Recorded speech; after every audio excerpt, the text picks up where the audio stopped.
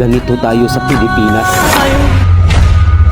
Kung sino pa yung may mahirap na trabaho, siya pa yung mababa ang sahod at hindi pa buo. Kayo at ako ay